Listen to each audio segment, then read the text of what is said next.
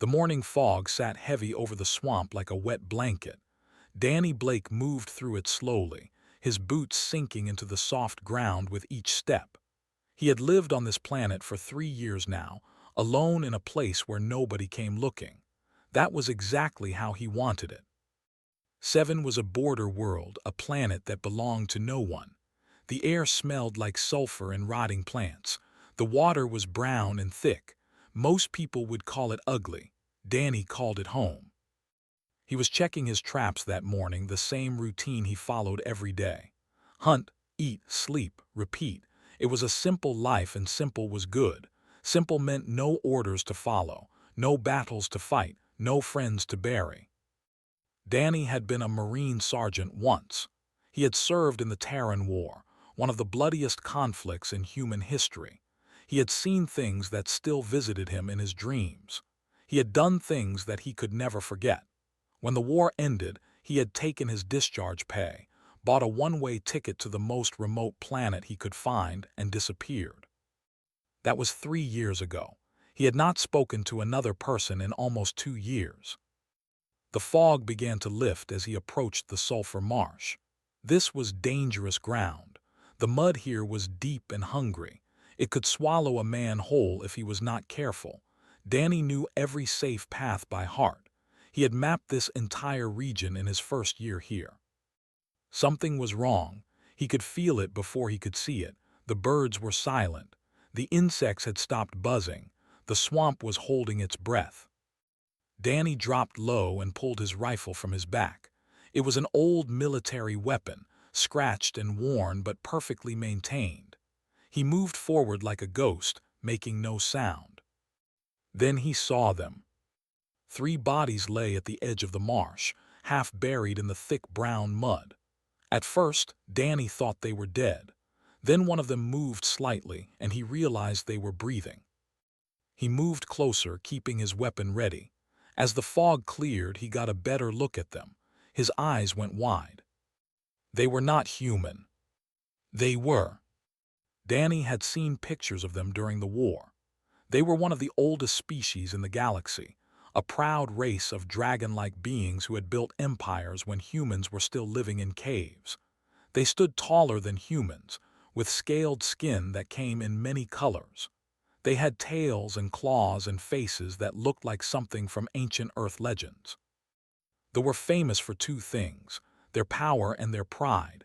They looked down on most other species, but they saved their greatest contempt for humans. They called humanity soft spawn and mud walkers. They considered humans to be little better than animals. Danny had never met one in person. He had never wanted to. But here were 3 of them, lying naked and wounded in the mud of his swamp. The first one had scales the color of emeralds, deep green that shimmered even through the dirt. The second had violet scales, almost purple in the morning light. The third was gold, like burnished metal. All 3 were female. All 3 were covered in wounds. Danny could see cuts and burns on their bodies, signs of torture. Someone had hurt them badly and then dumped them here to die. He stood there for a long moment, staring at them. His mind was telling him to walk away. This was not his problem. They hated humans. If he helped them and they survived, they would probably spit in his face and call him an insect. But Danny had not been raised that way. His mother had taught him something simple. You help people who need help. You do not ask what they look like or where they come from. You just help. He put his rifle on his back and walked into the mud. The emerald one was closest. Danny grabbed her under the arms and pulled. She was heavy, heavier than a human woman her size would be. Those scales probably weighed a lot. He dragged her to solid ground and laid her down gently. The violet one was next. She moaned softly as he moved her, but she did not wake up. Her wounds looked infected. She needed medicine soon or she would die. Danny went back for the golden one. She was the largest of the 3, clearly the strongest. But right now she was limp and helpless. He grabbed her arms and started to pull. That was when a 4th arm shot out of the mud and grabbed his wrist. Danny reacted on pure instinct. His free hand went for his knife. but then he looked down and stopped. The arm was scaled. Silver scales, pale and beautiful, covered in mud. It was not attacking him. It was holding onto him like a drowning person holds onto a rope. Danny dropped to his knees and started digging. The mud was thick and fought him, but he was strong and determined. After a minute of frantic work, he uncovered a fourth body. She was younger than the others, smaller and thinner. Her silver scales were almost white in some places. She had buried herself deep in the mud, hiding from whoever had attacked them. Her eyes opened. They were gold, bright and terrified. She looked at Danny and her mouth opened, but no sound came out. She was too weak. "Easy," Danny said. His voice was rough from lack of use. "I am not going to hurt you." She stared at him. Her eyes moved over his face, his body, his clothes. She was looking at his round ears, his smooth skin, his human features. "Human," she whispered. The word came out like a curse. "Yes," Danny said, "but I am the human who is going to carry you out of this mud, so maybe save the insults for later."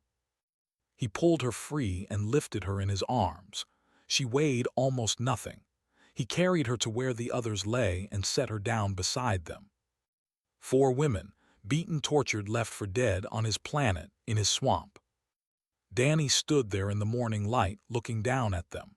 His quiet life was about to get very complicated. He could feel it in his bones. But he had made his choice the moment he walked into that mud. There was no going back now. He bent down and picked up the emerald one. His cabin was 2 miles away. It was going to be a long morning. Danny started walking. It took Danny 4 trips to carry all of them back to his cabin. The silver one could walk a little, leaning on his shoulder, but the other 3 were completely unconscious. By the time he got the last one inside, his muscles were burning and his back was screaming at him. His cabin was not fancy. He had built it himself from local wood and salvaged metal. One large room served as kitchen, bedroom, and living space. There was a small bathroom in the back with running water. A generator outside provided power. It was simple, but it was solid and warm and safe. Danny laid the 4 women on his bed and on the floor beside it. He covered them with blankets and then stood back, looking at them. 4, in his cabin, naked and wounded and completely helpless. He shook his head and got to work. Danny had learned field medicine in the Marines. He had spent 3 years patching up wounded soldiers, sometimes with almost nothing. He had also treated alien refugees during the war, people from a dozen different species who had been caught in the crossfire. He knew more about alien biology than most doctors. He cleaned their wounds first. The cuts were deep but clean. Someone had used a blade on them, probably during questioning. The burns were worse. They looked like energy weapon marks, the kind left by torture devices. Whoever had done this was not trying to kill them. They were trying to make them talk. The violet one was in the worst shape. Her wounds had gone bad. Danny pumped her full of broad-spectrum antibiotics and hoped her immune system could do the rest. The silver one watched him the entire time. Her gold eyes followed his every movement. She was still afraid, but there was something else in her eyes now. Confusion. She could not understand why a human was helping them. "What is your name?" Danny asked without looking at her. He was bandaging the golden one's arm. The silver one was quiet for a long moment. Then she spoke. "I am Danny, Danny Blake." "You are human." "We covered that already." Pulled the blanket around herself. "Why are you helping us? Your kind hates our kind. Our kind hates yours. This is how it has always been." Danny finished the bandage and moved to check on the emerald one. "I do not hate anyone. I am just a man living alone in a swamp. You were dying in my swamp, so I helped. That is all." "That is all," sounded like she could not believe it. "You expect nothing, no payment, no favor, no other things." Danny looked at her directly for the first time.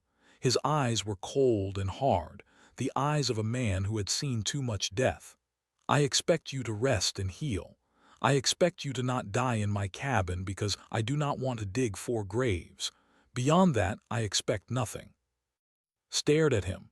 In her entire life, no one had ever done something for her without wanting something in return. It was not the way. Everything was a transaction. Every kindness created a debt. To give freely was considered foolish, even shameful. But this human seemed to mean it. He truly wanted nothing from them. The others said, "Do you know who they are?" 3 women, that is all I know. Closed her eyes. When she spoke again, her voice was heavy. The green one she is the eldest daughter of Lady Matriarch of the clan. The purple one is the second daughter. The golden one is the youngest. They are nobility. They are worth more than this entire planet. Danny did not react to this news. He just kept working. "And you?" "I am their handmaiden, their servant, but also," paused, "also their friend. I have been with them since we were children." "What happened to you?" His hands began to shake. The memories were fresh and painful. "We were traveling to a diplomatic meeting. Our ship was ambushed by the syndicate. They killed our guards. They took us prisoner. They wanted ransom, but also information, secrets about our clan's defenses. When we would not talk, they—" She could not finish. Danny nodded. He understood. "They thought we were dead," continued. "They threw us from their ship into this swamp. They did not bother to check if we were breathing. I was awake. I buried myself in the mud to hide my heat signature. I held the others above the surface as long as I could. Then I passed out." "You saved their lives," Danny said. "And you saved mine." They were quiet for a while. Danny finished treating the wounds and washed his hands in a bucket of clean water. His cabin smelled like blood and medicine and sulfur from the swamp outside. "The syndicate," he said, "will they come looking for you?" Nodded slowly. "Probably. When they find out we are not dead, they will want to finish the job or take us again. Dead or captured, we are worth money to them either way." Danny walked to his window and looked out at the swamp. The fog had burned away. The sun was trying to break through the gray clouds. "How many?" "I do not know. A dozen, more. They have weapons and ships and experience. They are very dangerous." Danny turned back to look at her. "So am I." Something in his voice made shiver. She had been taught all her life that humans were weak and soft. But this man was neither of those things.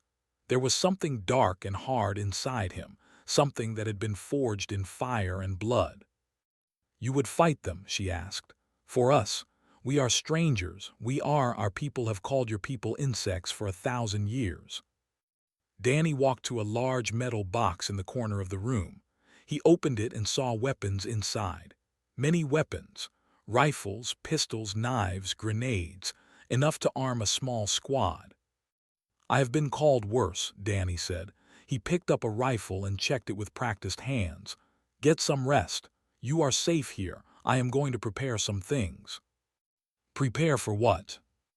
Danny looked at her and for just a moment saw something terrifying in his eyes. Not anger, not hatred, something colder, something patient. "For visitors," he said.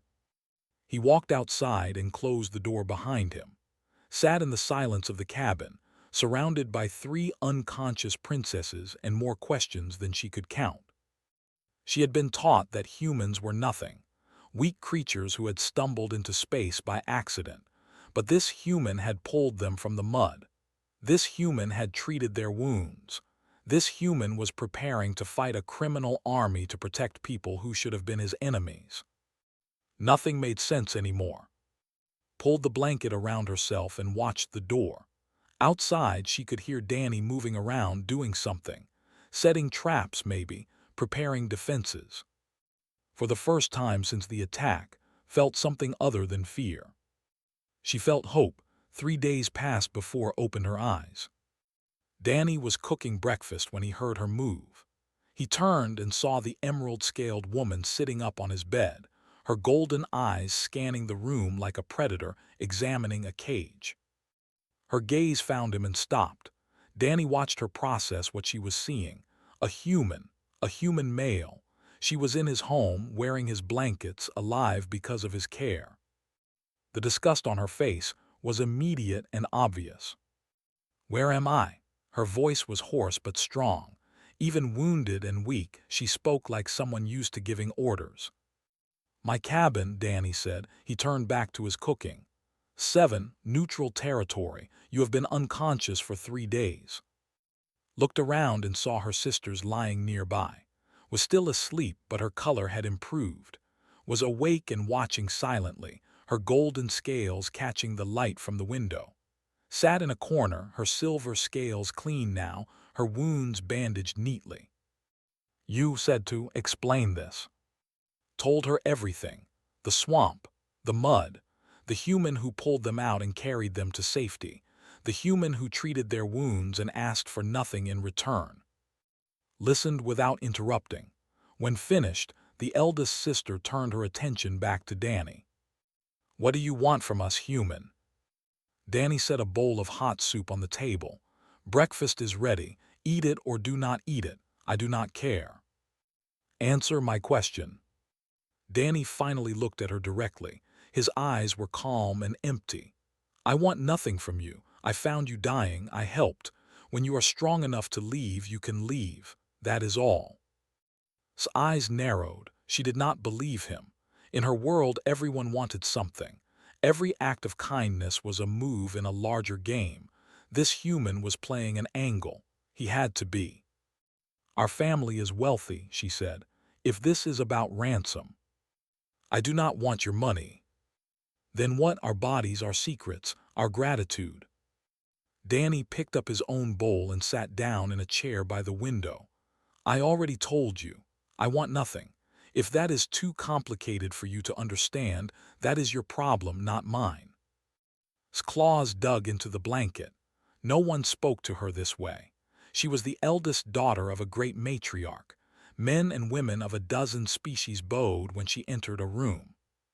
But here, in this crude cabin, this human treated her like she was nobody, like her status meant nothing at all. It was infuriating. It was also, in a strange way, refreshing. The days that followed were difficult. Refused to accept Danny's help directly. She would not let him change her bandages or bring her food. She made do everything, even though was still recovering herself. Danny did not seem to care. He went about his daily routine like they were not even there. He checked his traps. He gathered food. He maintained his weapons. He treated the other 3 women with quiet efficiency, ignoring glares. Woke on the 4th day. Unlike her older sister, she was curious rather than hostile. She asked Danny questions constantly. Where was he from? Why did he live alone? What was Earth like? Did humans really eat plants that grew in the ground? Danny answered her questions simply and directly. He was from a city called Denver. He lived alone because he preferred it. Earth was green and blue and beautiful. Yes, humans ate vegetables. Was fascinated. She had never actually spoken to a human before. She had been taught that they were primitive and dangerous, like intelligent animals. But Danny did not seem primitive at all. He was quiet and capable and surprisingly gentle when he changed their bandages. Remained cold and distant. She was the youngest sister, barely an adult by standards, but she carried herself with the arrogance of their entire species.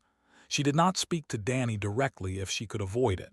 She looked at him like he was furniture, something to be ignored. That changed on the 5th night. Danny was sleeping in his chair by the door. He always slept there now, giving the women his bed. His rest was light, the sleep of a soldier who could never fully let his guard down. The sound of something outside brought him awake instantly. His hand found his rifle before his eyes were fully open. A pack of native predators had smelled blood and come to investigate. They were called marsh crawlers, 6-legged things with too many teeth. Danny had killed dozens of them over the years. Usually they avoided his cabin, but the scent of wounded prey was too strong to resist. There were 8 of them circling outside. Danny could see their shadows through the window. The women were awake now, watching him with wide eyes. "Stay here," Danny said. "Stay quiet." He opened the door and stepped outside into the darkness. Moved to the window and watched. She saw the human walk toward the creatures without fear. She saw him raise his weapon. She saw the flash of gunfire and heard the roar of dying predators. It was over in less than a minute. Danny killed all 8 of them without taking a single step backward. His movements were smooth and economical, each shot placed perfectly. He was not fighting with anger or panic. He was working like a craftsman doing a job he had done 1,000 times. When it was finished, Danny dragged the bodies away from the cabin and came back inside. He was not even breathing hard. He looked at who was still standing at the window. "Go back to sleep," he said. Did not move. She was looking at him differently now. She had seen warriors in action. She had trained with the best fighters her clan had to offer, but she had never seen anything move the way this human moved. "You are a soldier," she said. It was not a question. "I was." "What war?" "The Terran War." Knew of it. Everyone in the galaxy knew of it. The humans had fought the Empire to a standstill, something no one had thought possible. A young species against an ancient power. It had shocked the entire galactic community. "You have killed many," said. Danny's eyes went dark and distant. "Too many." He walked to his chair and sat down, his rifle across his lap. Watched him for a long moment. Then she returned to her place by her sisters and lay down. But she did not sleep for a long time. She kept thinking about what she had seen. The speed, the precision, the complete lack of hesitation. This human was not weak. This human was not soft. This human was something else entirely. Across the room had also been watching.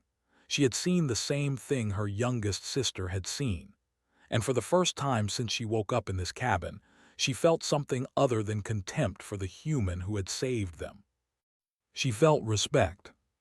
She did not like the feeling, but she could not deny it was there. They came on the 7th day. Danny was checking his traps when he saw the ship. It was a small transport, black and sleek, the kind used by people who did not want to be noticed. It came down through the clouds and landed about 2 miles from his cabin.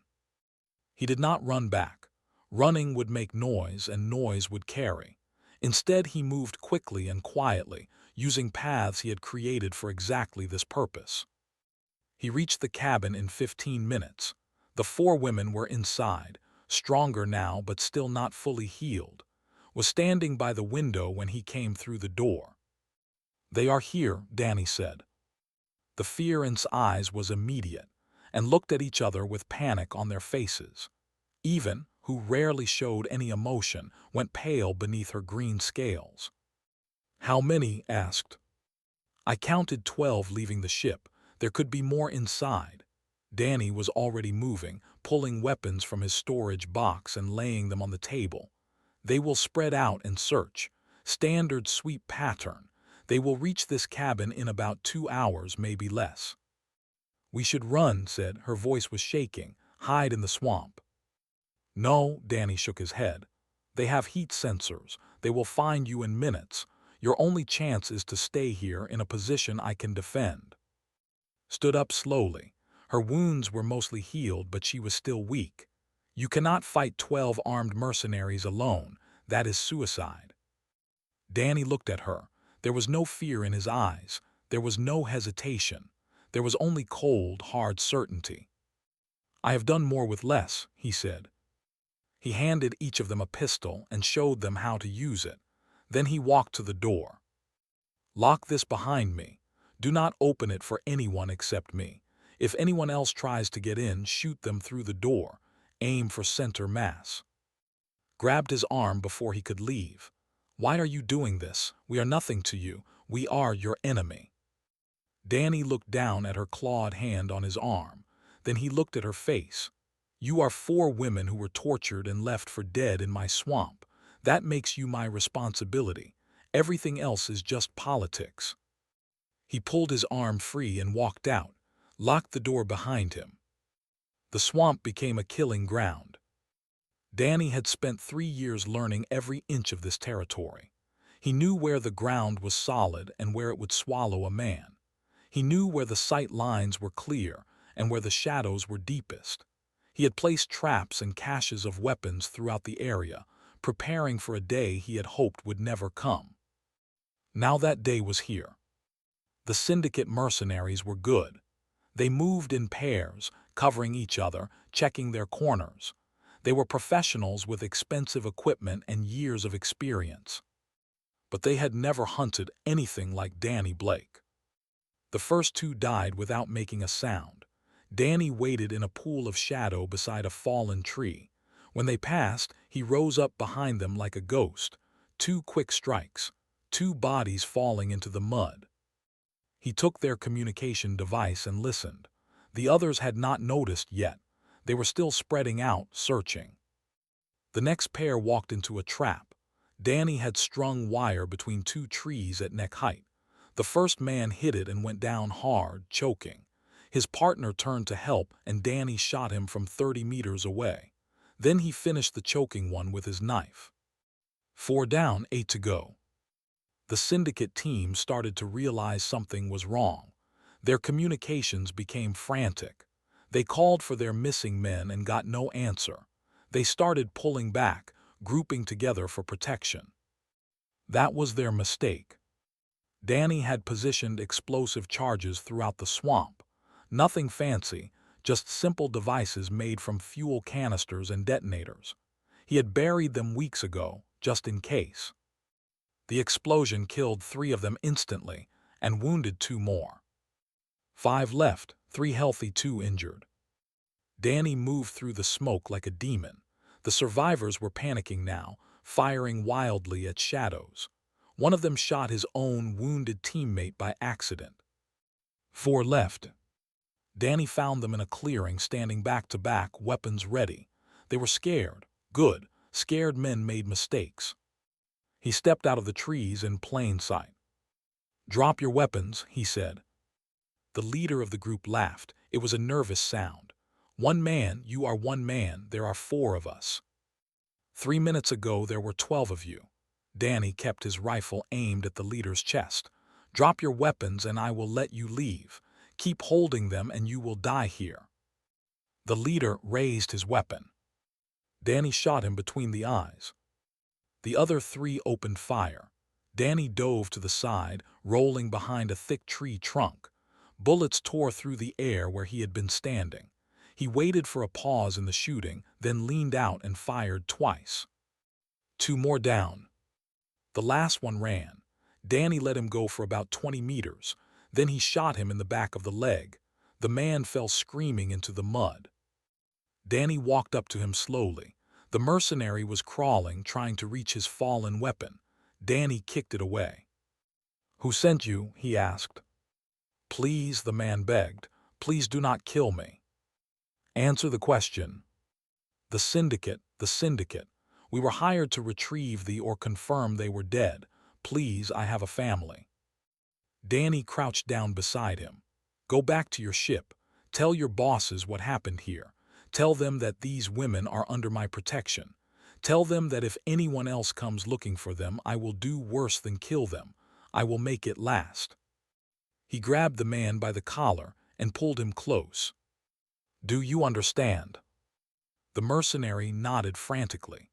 Danny let him go and watched him crawl toward the distant ship. Then he walked back to his cabin. Opened the door when he knocked. The 4 women stared at him with wide eyes. He was covered in mud and blood, most of it not his own. There was a cut on his arm where a bullet had grazed him. Otherwise, he was unhurt. "It is over," he said. Stepped forward. She had seen the explosions from the window. She had heard the gunfire and the screams. She had watched Danny walk out to face 12 armed killers without hesitation. "You killed them," she said, "all of them." "Most of them. I let one go to deliver a message." Did not know what to say. She had trained with the finest warriors her clan had produced. She had studied tactics and combat since she was a child, but she had never seen anything like what this human had done. He had not fought like a soldier. He had fought like a force of nature, patient and relentless and absolutely without mercy. "You are wounded," said. She pointed at his arm. Danny looked at the cut like he had not noticed it until now. "It is nothing." Found the medical kit and brought it to him. Danny started to wave her away, but she insisted. She cleaned the wound and bandaged it with gentle hands. "Thank you," she said quietly, "for everything." Danny nodded. He looked tired now, not physically tired, but something deeper. He had gone back to a place he had hoped to leave behind forever. He had become the thing he had been trying to escape. Watched his eyes and understood. This man carried wounds that no bandage could cover. Understood, too. She walked up to him and did something she had never done before. She placed her clawed hand on his shoulder. "You saved our lives," she said, "again." Danny met her eyes. It was the right thing to do. "Among my people, there is no such thing as right or wrong. There is only debt and payment. You have created a debt that we can never repay." "I do not want repayment." Almost smiled. "Almost, I know, that is what makes it so impossible." Outside, the sun was setting over the swamp. The bodies of 12 mercenaries lay scattered across the land. Somewhere in the distance, a wounded man was limping back to his ship to deliver a message. Inside the cabin, a human and four stood together in silence. Something had changed, something important. None of them knew it yet, but this was only the beginning. The warship arrived 3 days later. Danny saw it first, a massive shadow passing over the sun. It was nothing like the small syndicate transport. This was a battle cruiser, bristling with weapons, painted in colors of green and gold. It hung in the sky like a mountain made of metal. The 4 women came out of the cabin and looked up, started crying, laughed out loud, a sound of pure relief, grabbed her sisters in a tight embrace. Only remained calm. She watched the ship descend toward a flat area near the swamp and then turned to look at Danny. "That is the flagship," she said. "My mother is here." Danny nodded slowly. "Then I guess you are going home." "Yes," paused. There was something in her voice that had not been there before. Reluctance, uncertainty. "You should come with us. My mother will want to meet you." "I am not good with meetings." "Danny," it was the first time she had used his name. "You saved the lives of 3 princesses. You fought and bled for us. You did this when you had every reason to let us die. My mother rules one of the most powerful clans in the empire. She will not forget what you have done. She cannot forget." Danny looked at the ship. Then he looked at his cabin, his swamp, his quiet exile. He had come here to disappear. He had come here to be forgotten. But some things could not be forgotten. "Fine," he said, "I will come." The shuttle that landed nearby was beautiful. Danny had never seen anything like it. The metal seemed to glow with its own inner light. Guards emerged first, warriors in armor that made them look like dragons from old Earth stories. They formed a line and stood at attention. Then she came. Lady was old by standards, which meant she had lived for nearly 500 years. Her scales were deep emerald, the same shade as but darker, marked with patterns of silver that showed her age and status. She was tall and regal and terrifying, a queen in every way that mattered. She walked toward them slowly, her golden eyes taking in everything. Her daughters, their healing wounds, the humans standing quietly behind them. Stepped forward and bowed deeply. Her sisters did the same, even dropped to her knees. Mother said, "We have returned to you." Lady did not speak. She walked past her daughters without a word and stopped directly in front of Danny. Her eyes examined him like he was a specimen in a laboratory. Danny did not bow. He did not kneel. He stood straight and met her gaze directly. "You are the human," Lady said. Her voice was cold and ancient. "I am. You pulled my daughters from the mud. You treated their wounds. You fed them and sheltered them. You killed 12 men to protect them." She tilted her head slightly. "Why?" Danny had been asked this question many times over the past days. He gave the same answer he always gave. Because it was the right thing to do. The right thing, Lady seemed to taste the words. Humans and their morality. You do not think in terms of debt and payment. You do not think in terms of honor and obligation. You simply do what you believe is right, regardless of consequence. Yes, my people have called your kind weak for this. We have called you foolish. We have called you soft spawn and mud walkers. Lady moved closer until she was inches from Danny's face. We were wrong. She turned to face her daughters. Tell me what happened, all of it, leave nothing out. Told the story, the ambush, the torture, the swamp, added details about how Danny had treated their wounds and defended them against the predators. Described the battle, the explosions, the gunfire, the 12 mercenaries who had walked into the swamp and never walked out again. Lady listened in silence. When they finished, she was quiet for a long time. I have lived for 473 years, she said finally. I have met warriors from 100 species. I have seen courage and cowardice, honor and treachery. I have learned to judge beings by their actions, not their words or their appearances. She turned back to Danny. You are one man, one human. You had no reason to help my daughters. You had every reason to walk away and let them die. Instead, you chose to save them. You chose to fight for them. You chose to risk everything for beings who should have been your enemies. Danny said nothing. There was nothing to say. Lady raised her voice so that everyone present could hear. I am of the matriarch of the Emerald Throne, guardian of the sixth domain. Before all witnesses here present, I declare this human, Danny Blake, to be of our bloodline. A gasp ran through the assembled guards. Evan's eyes went wide. Had explained the term to Danny once. Soul-bonded protector. It was the highest honor it could bestow upon an outsider. It had not been given to anyone outside their species in over 1,000 years. Mother said carefully, are you certain this is? I am certain. Lady's voice left no room for argument. This human has more honor in his smallest finger than most have in their entire bodies. He will be recognized throughout our empire. He will be welcomed in any holding. He will be treated as family. She looked at Danny again. The galaxy will hear of what you have done. Our people will learn that not all humans are soft spawn. Some of you are worthy of respect. Danny stood there, uncomfortable with the attention. He had never wanted glory. He had never wanted recognition. He had just wanted to be left alone with his swamp and his ghosts. I do not need honors, he said. Need has nothing to do with it. You have earned this. You will accept it. It was not a request. Stepped forward. Danny, this changes everything. You can come with us. You can have a new life. Wealth, status, anything you want. You do not have to live in this swamp anymore. Danny looked at her. Then he looked at her sisters, was smiling, her eyes bright with hope, was watching him with something that might have been respect or might have been something more, stood quietly, waiting.